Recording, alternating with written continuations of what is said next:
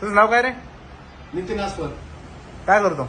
माझं गॅरेज स्वतःच श्रीगोंद्यामध्ये. बर, तुझं काय नाव आहे रे? प्रिया सुंदर. तू काय करतेस? बीएसच्या लास्ट इयरला आहे.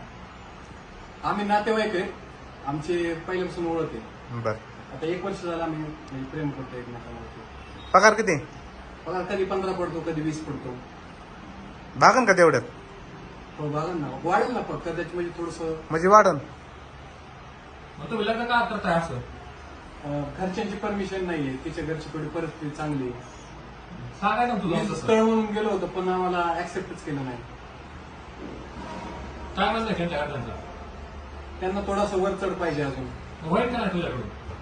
होईल ना, आता सुरुवात आहे माझी आता. दाखवून द्यायचं ना त्यांना. पण त्यांना वेळ नाही, त्यांना म्हणजे लक्षात येणार त्यांना काय करणार.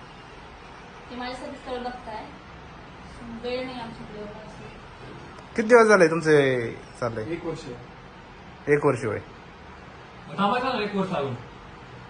1 वर्षात अजून काही परिस्थिती बदलली असते. असं त्यांनी जर दुसरीकडे लग्न लावून दिलं तर काय करणार आम्ही तरी.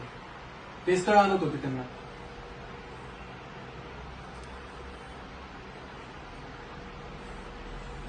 आमची इच्छा आहे आमचे लग्न करायची, म्हणून काही मित्र आलेले आहेत सोबत. तुम्ही जसे डॉक्युमेंट मागितले ते पण सगळे आणलेले आहेत. डॉक्युमेंट आले, डॉक्युमेंट विषय काय नाहीये. आणि ओरिजिनल आहेत, आम्ही काय असं डुप्लिकेटपणा पण केलेलं नाही. तुझ्या आई वडिलांना कळाल्यावर काय होईल रे? करते ना थोड्या दिवसात, आम्हाला ऍक्सेप्ट करते. तू सांग ना, बोल ना. 15,000 तू खरंच होईल का? कसं करायचं नंतर? कुठं राहायचं? असं काय एवढं म्हणजे झालं आपल्या दोघांचं होऊन गेलं पण मुलं बाळ झाल्यानंतर काय करायचं? काय करत एवढ्या नाही. वर्षात कसं होणार? होईल ना ऍडजस्ट. तू पण थोडंफार करू ठीक आहे, शिकली. adjust करू आपण. मी करेल काही, तू करशील काही. पण घरच्यांचं आशीर्वाद नव्हतं लग्न करायचं. तो आता इथं मला सांगायला लागली का? त्यांना ते काय सर काय विचारते, तू काय बोलायला लागली? अरे लय लांब जायचंय. हिवाय आहे ना, हिवाय. ही काय जोर जबरदस्ती नाही. ते आता आम्ही जोर जबरदस्ती नाही होतं, तसं नाही आहे. पण मला असं वाटतं की घरच्यांना सोडून कसं लग्न करायचं ना? कसं करायचं म्हणजे इथपर्यंत तू आली, तू एवढं हो का सकाळी ते निघालेले, सकाळी निघाल्यानंतर बसमध्ये ते आतापर्यंत आमचं रात्रीपर्यंत बोललंय. मी स्वतः घेऊन आलोय. आपण ज्यावेळेस लग्नाचा विषय होता थांबतात कुणी पण विचार करतच. आमचं काम आहे प्रश्न विचारायचं. आम्ही काय कोणाचं लग्न लावत नाही तेव्हा. सांग ना त्यांना काय म्हणते ते. मुलगी पूर्णपणे तयार पाहिजे. मॅडम 100% शुअर नाही वाटत तुमच्यावरती. चेहऱ्यावर तर वाटानाच. एक महिना टिकन म्हणलं तरी. बोलणार ना काय सांगते ते. असं कन्फ्युजन आहे, परत कसं व्हायचं काय मला माफ कर. म्हणजे मी नाही करू शकत लग्न.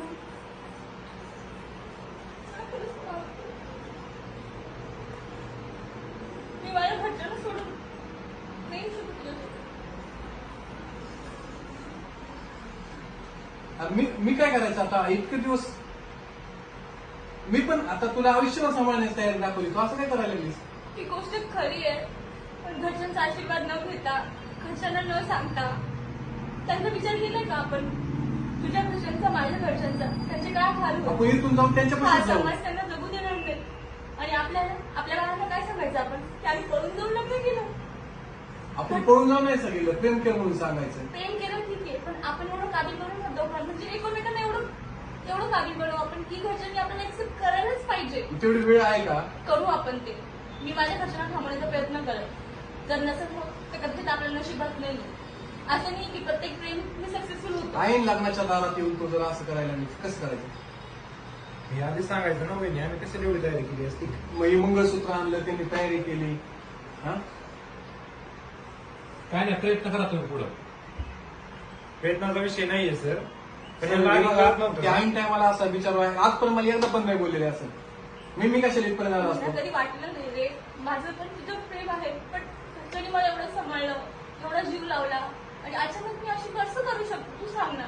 त्यांच्या मनासोबत मी कसं हे बघ, करू तू शकतो? अजून घरी नाही आले, तू क्लासला आले म्हणून जा. हे विषय सोडून देऊ आपण, काय नाही एवढं. जर वाटलं कॅपेबल, तुला वाटलं नाही बरं तर तयारी, तर असं ऐन टायमाला जर दारात येऊन असं नाही करायचं तुला. मला खरंच माफ कर, पण मला काय मग करू? माझं काय तू मनात विचार कर ना तू. तू मला समजून बोलून घे ना. तुम्ही जर असं चार चौघात त्यांना तोंडावर पडत गोष्ट असताना त्याची नाही आज एवढी. पाडलं, उद्या पोलिसांनी विचारलं, उद्या एखादी कानाखाली घरच्यांनी आणले, मग काय केलं असतं? उद्या म्हणले असते मी काय असं केलं म्हणून गोष्ट त्याची नाहीये, मान्य मीच पळून म्हणा. गेली. नाही मी लग्न झाल्यावर कुठे ना मी असं म्हटलं असते. मग आता कुठं हो, आलं? आता फक्त लग्नाची दोन दावत सायांची आहे ना. गोष्ट होती की साक्षीदार उभा आहे तर मी अजून कुठं लग्न झाले नाही आपलं. लग्न करतोय आपण. मग करायच्या दारात किती वेळ राहिला असता? अजून घरी माहित नाही की मी पळून मग आली. एक काम कर, तू घरी सरळ सरळ माहित इष्टी होतं. पकड बसून देतो, तुझं घरी जा. जर तुला वाटलं तू घरच्यांना कन्व्हिन्स केलं तर मला फोन काय कर. बघ नितीन, तुझं जर प्रेम खरं असेल, आपलं खरं असेल समजा, तर तू स्वतः एवढं कॅपेबल बनव आणि मीही काहीतरी करते. मी लग्न नाही करणार जोपर्यंत तू ते लग्न फक्त नाही ऐकायला करणार. हा ठीक तू आहे. लग्न नाही करणार तोपर्यंत हो. मी पण लग्न नाही करणार. पण मी घरच्यांच्या विरोधात जाऊन लग्न नाही करू शकत आणि ते पण अशा कंडिशन मध्ये तर मुळीच हे नाही. फक्त- मला दिलाय गव्हर्नमेंटने अधिकार, पण मला हे बघ तो सर, आमचं चुकलं. हं. मी इथपर्यंत आलो. मी तुम्हाला आतापर्यंत तिने एक शब्दांत जरी सांगितलं असतं तर मी तुला आलो नसतो. झालं ते झालं. तुला बसून देतो, तू घरी जा. झालं मी कॅपेबल, तुला योग्य वाटलं तरच माझ्यापर्यंत ये. Sorry sir. माफ करायचं नाव. पूर्ण तयार करून या, असं नका देऊ. चल. जा मॅडम. जा की. माफ करायचं. पहिलं